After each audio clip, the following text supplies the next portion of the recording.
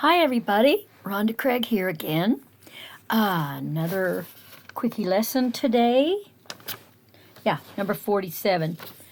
Last time when we talked, I said that the believers in Jerusalem were all still Jewish, and they still met in the synagogues, and they were still observing the Jewish customs, but they believed that Jesus was the Messiah. Nobody had really, none of the Gentile people, other if you were not a Jew, they didn't think it had applied to them. Actually, the first ones who were not of Jewish total Judeans were the Samaritans, and they were evangelized pretty quickly by Philip. But the one the Bible makes the most noted about first was when he sent Philip down, and the Ethiopian eunuch was reading from Isaiah, and an angel of the Lord sent Philip down there and said, "Go up to the chariot and listen to what he's doing."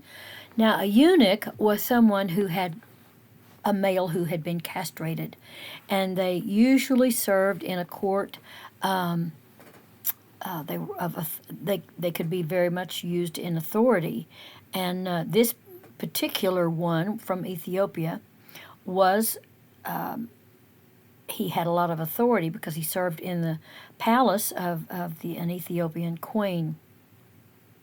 And after Philip told him the good news about the Messiah coming, actually, I believe that the eunuch had converted to Judaism, but Judaism eunuchs were not allowed to be full religious.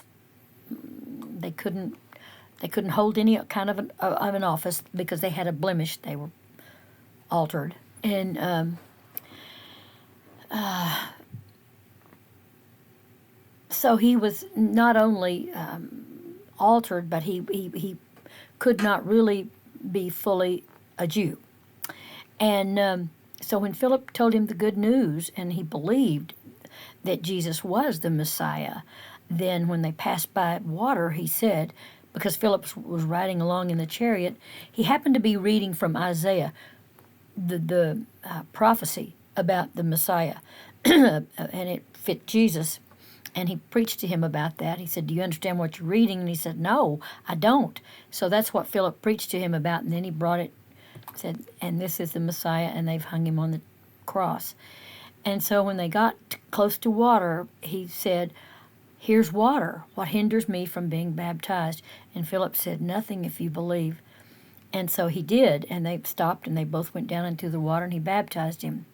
Well, the next one, and then Philip was caught up in the Spirit, it says, and he went on his way rejoicing, or the eunuch went on his way rejoicing. Well, the next ones, Simon, Peter, was in the house of I believe he was in Joppa, but he was in the house of Simon the tanner, and it doesn't matter where he was from, but he had a vision. He was hungry, and he went up on the roof, and he had this vision. It was in the middle of the afternoon, and in this vision, this sheet came down from the heavens, and inside of it were all these animals and birds that they were not allowed as Jewish people to eat. And the voice of the Lord said, "Peter, kill and eat." And he said, "No, Lord, I can't do that. I've never eaten anything unclean in my whole life." And again the Lord said, "Peter, kill and eat." And I think he might have even done it a third time. But anyway, then the sheep gathered up and went back up. And at the same time, or before that, there was a Roman centurion who lived in Caesarea, and Caesarea was the capital of the Roman province of Judea. And he was a Roman centurion, but he was a believer. And an angel had appeared to him and said, "Send for this Simon Peter and told him where to find him, and then you listen to what he has to say. And so Cornelius did. Cornelius took 2 of his attendants and sent to get this Simon Peter that he didn't know. And he also told Cornelius that he would come and to expect him. So the 2 attendants found Simon Peter, and when he went in, he said he'd been expecting him. He told Simon Peter, to go, and so he did. And when he got there, Cornelius had gathered all of his whole family and a whole bunch of friends, and they were ready to listen to what Peter said. And Simon Peter said, you know that as a Jew, I'm not allowed to come into and be and associate with you Gentiles.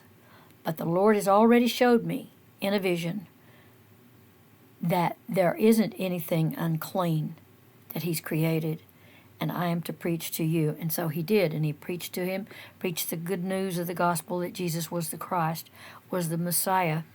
And Cornelius and his whole household, before Peter could finish his sermon to him, while he was yet speaking, the Holy Spirit descended upon these people. And they were astounded because they received that Holy Spirit just like the Jews had done, the Jewish believers. And so they knew that was a sign that they were supposed to be allowed to have the good news as well. And so Simon Peter said, you know, you have received that Holy Spirit just like we did, so nothing is hindering you from being baptized with water. So him and his whole household and friends, everybody there was baptized and became a part of the new movement. They had not yet been called Christians because they were first called Christians at Antioch, but we'll talk about that a little bit later. But those are the 2 the 2 and the Samaritans were the first Gentile people, thank goodness, who were allowed to be God's chosen people. So the new covenant is for these new people as well. So hope you got something from it. I'll see you next time.